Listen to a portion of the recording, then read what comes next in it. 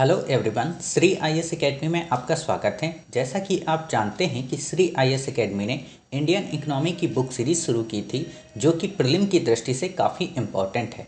इसमें ऑलरेडी हमने 10 part discuss कर लिए हैं। ये हमारा पार्ट 11 है। इसमें हम देखेंगे कि इंश्योरेंस क्या होता है, साथ ही बैंकिंग की जो शेष शब्दावलियाँ हैं या जो शेष मैकेनिज़्म हैं वो कौन से हैं। तो चलिए शुरू करते हैं। जैसा कि आप देख रहे हैं, ये हमारा पार्ट 11 है। इसमें हम इंश्योरेंस से संबंधित प्रोविजंस का अध्ययन करेंगे। तो सबसे पहले आपके मन में ये प्रश्न आता होगा कि आखिरकार इंश्योरेंस क्या होता है, क्योंकि आप नित्य अपने जीवन में इस शब्दावली से रूबरू होते हैं। तो आपको पता हो कि आखिरकार हम इंश्योरेंस कराते क्यों हैं। तो आप जानते हो कि जब भी आपके मोबाइल में आपको ये लगता है कि ये टूट सकता है, महंगा फ़ोन है, आपने जो गाड़ी परचेज़ की है, कल को इसमें कोई दुर्घटना हो जाए, यानी कि हम किसी भी दुर्घटना से या किसी भी विपदा से बचने के लिए, या कह सकते हैं किसी भी रिस्क से बचने के लिए, ताकि उसकी सुरक्षा की इंश्योरिटी बढ़ सके, इसलिए हम बीमा कराते हैं। क्लियर। तो इसी से संबंधित ये शब्दावली है और काफ़ी आसान है। तो आप देखिए कि बीमा का मतलब क्या होता है। ये 7वीं अनुसूची में केंद्र का विषय है, अर्थात आपसे प्रश्न पूछा जा सकता है क्या जो बीमा संबंधित प्रोविज़न है क्या ये राज्य स्तर का विषय है। तो नहीं, ये केंद्र सूची के अंतर्गत आता है। दूसरी बात कि बीमा की परिभाषा क्या है। तो बीमा की परिभाषा है कि ऐसी कोई भी आर्थिक अवधारणा जो सुरक्षा को बढ़ा दे या फिर रिस्क को कम कर दे, वो क्या कहलाती है, बीमा। आजकल यूपीएससी क्या करती है, काफ़ी सामान्य सी परिभाषा के रूप में आपसे प्रश्न पूछती है, फिर उसमें सुधार से संबंधित प्रोविजंस को पूछती है। तो हो सकता है अगर आपको ये सामान्य सी परिभाषा पता है बीमा की, कि बीमा का मतलब ये होता है कि किसी की सुरक्षा को बढ़ा दे या उस वस्तु के रिस्क को कम कर दे, तो वो बीमा कहलाती है। क्लियर। जैसे आप देखोगे एमएसपी का क्या मतलब होता है, मिनिमम सपोर्ट प्राइस। जब कोई भी किसान फसल उपजाता है तो उसको इस बात का डर होता है कि उस फसल की कीमत क्या उसको अच्छी मिल पाएगी, क्या उसको उस कीमत से कम पे फसल को तो नहीं बेचना पड़ेगा। इसलिए गवर्नमेंट क्या करती है, गवर्नमेंट उसको एक भरोसा देती है किसान को कि आपकी फसल कितनी भी कम से कम में जाएगी, लेकिन हम आपको इतने मिनिमम सपोर्ट में इस फसल को परचेज कर लेंगे। क्लियर। यानी कि किसान को एक तरीके का भरोसा दिया जाता है कि आप रिस्क लो, हम आपके रिस्क को कम कर देंगे। क्लियर। फिर आपसे पूछा जा सकता है कि वास्तव में बीमा कितने टाइप का होता है। तो बीमा मूलतः 2 प्रकार के होते हैं। आपने एक सुना होगा लाइफ इंश्योरेंस बीमा, जो कि एलआईसी के अंतर्गत आती है। दूसरा होता है सामान्य बीमा, जिसको हम जनरल बीमा कहते हैं। अब वास्तव में इनमें डिफरेंस क्या है, तो काफ़ी अच्छा डिफरेंस है, आपको समझ में आएगा। जैसे लाइफ इंश्योरेंस की जब बात होती है तो उसमें केवल मानव के जीवन से जुड़े हुए बीमा शामिल होते हैं। मतलब कि आप अपने परिवार का, अपने निजी सगे संबंधियों का बीमा उसमें कराते हो। लेकिन जब हम सामान्य बीमा की बात करते हैं, जनरल बीमा की बात करते हैं, तो उसमें आपका जो व्हीकल है, आपके पास जो मोबाइल है, आपके जो पालतू पशु हैं, उनका जो बीमा होता है वो सामान्य बीमा के अंतर्गत माना जाता है। क्लियर। तो अब आप कभी कंफ्यूज नहीं होगे अगर आपसे कोई पर्सन पूछेगा कि जो आपकी गाड़ी का बीमा है क्या वो लाइफ इंश्योरेंस है, तो नहीं, वो जनरल इंश्योरेंस है। क्लियर। क्या आपका जो मोबाइल है वो लाइफ इंश्योरेंस के अंतर्गत आता है, नहीं, जनरल इंश्योरेंस के अंतर्गत आता है। लाइफ इंश्योरेंस में क्या आता है, केवल मानव के जीवन से संबंधित जो बीमा है उसको हम लाइफ इंश्योरेंस के अंतर्गत शामिल करते हैं। क्लियर। चलिए, फिर आता है हमारा इसी में कि जो 1956 था, 1956 का ईयर, वैसे भी हमने अपने पार्ट 1 में इस बेसिक को कवर कर लिया था कि 1949 में आरबीआई का राष्ट्रीयकरण हुआ था और 1956 में एलआईसी का गठन किया गया था। एलआईसी का गठन हुआ कैसे था, क्या कि 1956 के पहले कई सारी छोटी छोटी बीमा कंपनियां हुआ करती थीं जो अलग अलग फील्ड में वर्क करती थीं। तो भारत सरकार ने क्या किया, उन 243 बीमा कंपनियों को एक साथ मर्ज कर एलआईसी का गठन कर दिया। राष्ट्रीयकरण का मतलब मैंने आपको बताया था, जो कि सरकार के अंतर्गत आ जाए या सरकार का जिसमें दखल बढ़ जाए। क्लियर। तो LIC का राष्ट्रीयकरण कब किया गया? 1956 में। अब कभी कभी यूपीएससी आपसे क्रम लगाने को क्वेश्चन पूछ सकती है कि मान लीजिए LIC का राष्ट्रीयकरण कब हुआ, भारत चाइना प्रथम वॉर कब हुआ, भारत पाकिस्तान का द्वितीय वॉर कब हुआ, समझ गए? ऐसे क्वेश्चन में आपको पता हो कि 1956 की डेट काफ़ी इम्पॉर्टेंट है। या प्रथम पंचवर्षीय योजना कब लागू हुई और LIC का राष्ट्रीयकरण, तो आप सोच सकते हो कि हाँ, प्रथम पंचवर्षीय योजना LIC के पहले आई थी। क्लियर? चलिए, फिर है हमारी GIC। GIC इकलौती भारत की पुनर्बीमा कंपनी है। इस वर्ड का क्या मतलब? अब आप बताइए कि जैसे हम सभी लोग, ठीक है, LIC में जाकर अपना बीमा कराते हैं, ठीक, तो LIC को भी तो खतरा होता होगा कि कल को उसकी कंपनी के ऊपर कोई अटैक ना हो जाए, किसी भी तरीके की कोई प्राकृतिक विपदा ना आ जाए। तो इस चीज़ से बचने के लिए LIC को भी तो एक बीमा की ज़रूरत पड़ेगी। तो LIC अपना बीमा कहाँ कराती है? LIC अपना बीमा कहाँ कराती है? GIC के अंतर्गत। क्लियर? और GIC क्या है? ये इकलौती पुनर्बीमा कंपनी है। समझ गए? यानी कि पुनर्बीमा का मतलब बीमा कंपनियां भी अपना बीमा कराती हैं। जैसे LIC किसके अंतर्गत? GIC के अंतर्गत। क्लियर? तो यानी बीमा कंपनियों का भी जो बीमा होता है वो किसके अंतर्गत होता है? GIC के अंतर्गत। चलिए, आपने बस इतनी सामान्य जानकारी ले ली, इससे ज़्यादा आपसे क्वेश्चन नहीं पूछा जाएगा। जैसे कि आपने पढ़ा था कि RBI का काम क्या होता है? बैंकों को रेगुलेट करना। उसी प्रकार जो IRDAI होती है, इसका काम क्या होता है? इसका काम होता है इंश्योरेंस कंपनियों को रेगुलेट करना। क्लियर? अब यहाँ पे आप कंफ्यूज मत होना, ये IRDAI है और आपको एक मिलेगा IRED और A, इसका क्या नाम है? इरेडा। इरेडा का काम क्या होता है? ये होती है रिन्यूएबल एनर्जी से संबंधित, ये रिन्यूएबल एनर्जी के इशूज से टैकल करती है। ठीक, तो आप कंफ्यूज मत होइए। इरेडा का पूरा नाम क्या है? तो आपको पता हो, इसका पूरा नाम है insurance regulatory and development authority of India. 1998 में इसकी स्थापना की गई थी। अब यहाँ पे आप कंफ्यूज हो सकते हो कि 1956 में तो राष्ट्रीयकरण हुआ था और 1998 में इसकी स्थापना की गई। तो हाँ, इसे स्टैच्यूटरी जो स्टेटस मिला वो 2000 सन में मिला। ठीक है, साथ ही इसमें कितने मेंबर होते हैं? इसमें 10 मेंबर होते हैं बस। इससे ज़्यादा आपको इसमें कुछ भी याद रखने की ज़रूरत नहीं है। क्लियर? अब आता है कि बीमा में रिफॉर्म से संबंधित कई सारे सुधार किए गए या कई सारी कमेटियों का गठन किया गया। तो जैसा कि मैंने आपको बताया था कि जब हम बैंकिंग सेक्टर पढ़ रहे थे तो उसमें हमने देखा था कि नरसिम्हन समिति 1, नरसिम्हन समिति 2, दामोदरन समिति, उसी तरीके की यहाँ पर एक समिति है, उसका नाम है मल्होत्रा समिति। क्लियर? आपको बस नाम याद रखना है, इसने कौन सी सिफारिश की ये आपको याद नहीं रखना। क्लियर?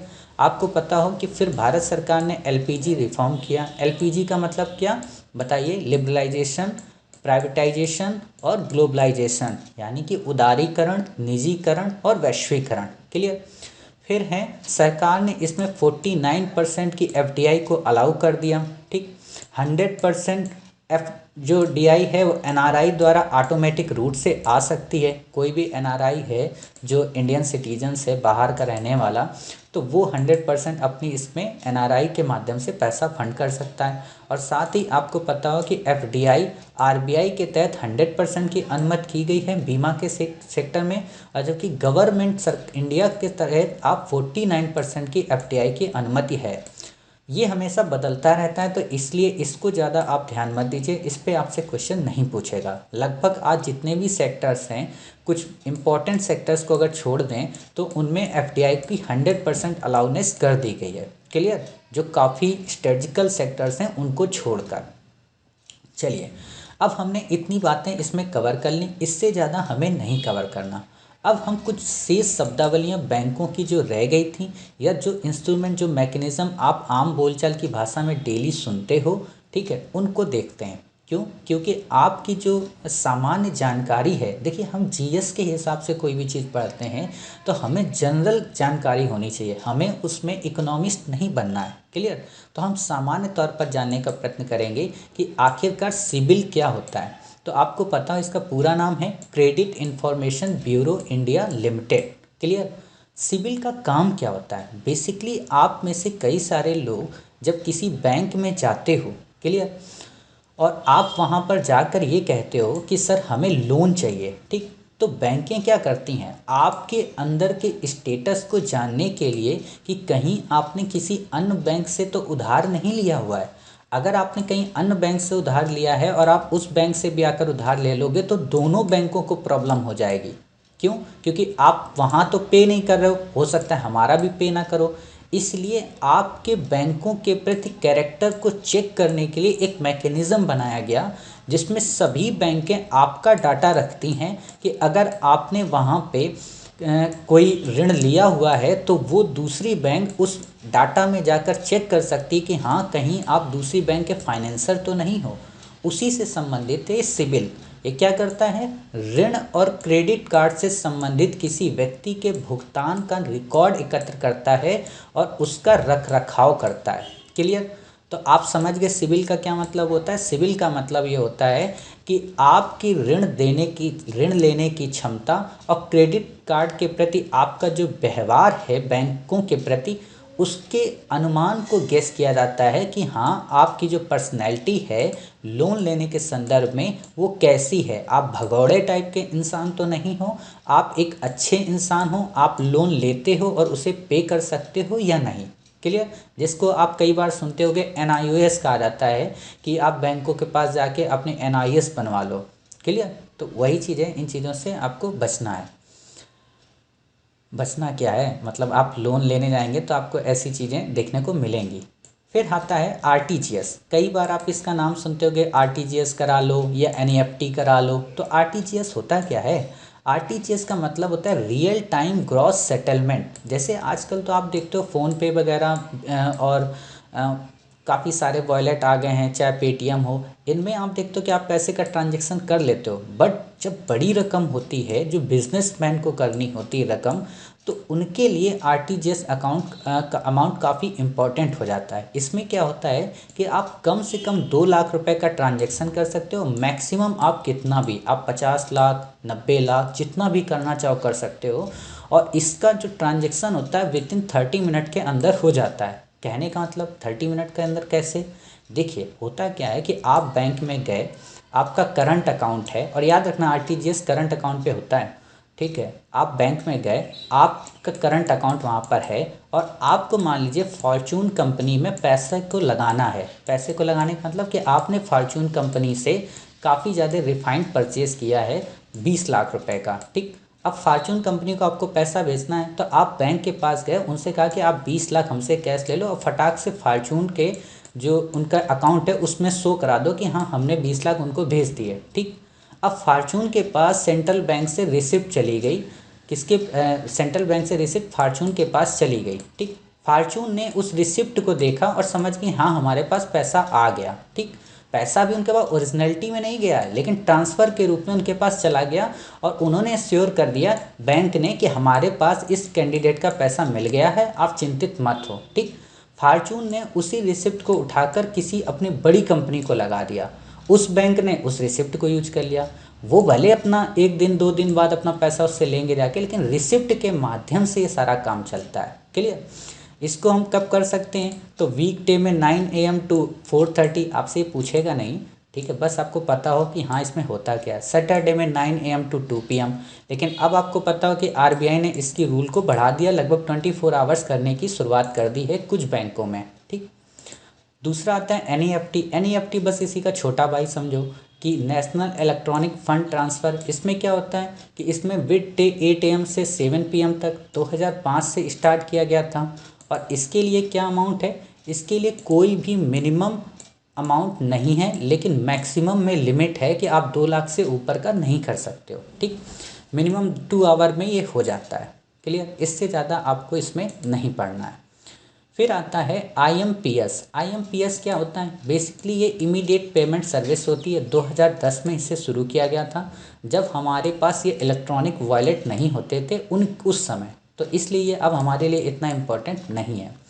फिर आप कई बार चर्चा में सुनते हो IFSC कोड, IFSC कोड। वास्तव में IFSC कोड होता क्या है? इसका मतलब है इंडियन फाइनेंशियल सिस्टम। ये क्या करता है?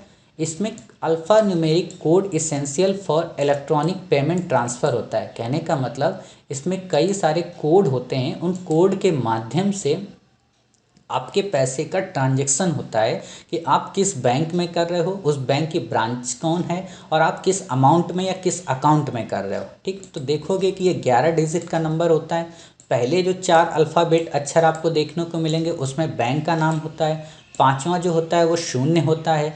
फिर आप देखोगे जो छठा होता है वर्ड, उसमें क्या होता है, ब्रांच का कोड दिया होता है। क्लियर, ये आपको याद रखने की ज़रूरत नहीं है, बस समझिए कि हाँ जो आईएफएससी कोड होता है वो क्या होता है। क्लियर, क्योंकि आम बोलचाल की भाषा में आपको काफ़ी ज़्यादा इनको देखना पड़ता है। फिर है MICR। MICR क्या है? MICR का नाम है मैग्नेटिक इंक कैरेक्टर रिकॉग्नाइजेशन इन चेक क्लियरिंग। आपने देखा होगा जब आप चेक बुक इशू करते हो तो उसमें साइड में एक ब्लैक कलर का नंबर होता है, उसमें 9 डिजिट नंबर लिखे होते हैं। क्लियर, वो क्या करते हैं, उसमें पहले जो 3 नंबर हैं वो सिटी के कोड होते हैं, अगले जो 3 नंबर हैं वो बैंक के कोड होते हैं और अंतिम जो 3 नंबर हैं वो उस ब्रांच के कोड होते हैं। क्लियर, तो आप समझ गए कि अगर आपसे कोई ये क्वेश्चन पूछे MICR किससे संबंधित है तो वो चेक से संबंधित है, मैग्नेटिक इंक कैरेक्टर रिकॉग्नाइजेशन। ठीक, फिर आता है स्विफ्ट मैकेनिज़्म। ये पिछले वर्ष काफ़ी ज़्यादा चर्चा में रहा था, पिछले वर्ष का मतलब 2018 और 19 के दौर में। क्यों? क्योंकि काफ़ी सारी बैंकों ने काफ़ी सारे जो भगोड़िए टाइप के लोग थे, विजय माल्या सरीखे, उन्होंने वर्ल्ड की कई सारी बैंकें से लोन लिया हुआ था और किसी भी बैंक को पता नहीं चल पा रहा था। और आपने सुना होगा सिंगापुर बैंक इसमें कोलैप्स कर गई थी। ठीक है, तो उसी से संबंधित है। जैसे अभी हमने क्या पढ़ा था, सिबिल पढ़ा था, उसी तरीके से ये स्विफ्ट है। सिबिल क्या होता है, इंटर बैंकों का एक कनेक्शन होता है, मतलब देश के अंदर। स्विफ्ट क्या होता है, इंटरनेशनल बैंकों का एक मैकेनिज्म है जो ये बताता है कि किस बैंक से किस पर्सन ने लोन ले रखा है। ठीक, इसका नाम है society for world wide inter bank financial telecommunication code, international fund transfer between two bank. जब दो बैंकें अपने आप को एक बार पैसे के ट्रांसफ़र करती हैं तो उससे संबंधित है ये स्विफ्ट मैकेनिज़्म। क्लियर, इसमें 8 से 11 कैरेक्टर होते हैं, मतलब अक्षर होते हैं। पहले जो 4 अक्षर होते हैं वो कोड ऑफ बैंक होते हैं, अगले जो 2 होते हैं कंट्री के कोड होते हैं, नेक्स्ट 2 जो होते हैं वो उस देश की लोकेशन की बात करते हैं और अंतिम जो 3 होते हैं वो ब्रांच कोड होते हैं। क्लियर, फिर आता है हमारा लीबोर क्या होता है और मीबोर क्या होता है। आपको मैंने प्रीवियस पार्ट्स में बताया था, जब हम शेयर मार्केट और स्टॉक एक्सचेंज पढ़ रहे थे तो उसमें मैं बता रहा था कि जो बैंकों के शेयर मार्केट के अंदर जो ब्याज का निर्धारण होता है उसको किस आधार पे किया जाता है, तो लीबोर। लीबोर का क्या मतलब, एक ऐसी ब्याज दर जिस पर प्रमुख वैश्विक बैंक, याद रखना प्रमुख वैश्विक बैंक, एक दूसरे को उधार देते हैं। मतलब आरबीआई को अगर यूरोपियन यूनियन की बैंक से उधार लेना है तो यूरोपियन यूनियन जिस इंटरेस्ट रेट के तहत आरबीआई को लोन देगी उस लोन को कहते हैं, उस ब्याज दर को कहते हैं लीबोर। क्लियर, तो ये ब्याज दर आप समझ गए। जैसे बेस रेट हम पढ़ते हैं ना बैंकों में कि इस से कम रेट पर कोई भी बैंक किसी को लोन नहीं दे सकती, वैसे ही लीबोर है। क्लियर, फिर आता है इसी में आप देखेंगे कि इंटर कॉन्टिनेंटल एक्सचेंज द्वारा 16 बैंकों की क्या की गई है, 16 बैंकों की सहायता से लंदन में इस लिबोर नामक संगठन का गठन किया गया। क्लियर, यानी कि इंटरनेशनल कॉन्टिनेंटल के जो 16 प्रमुख बैंकें हैं उन्होंने मिलकर इस स्टैंडर्ड का गठन किया।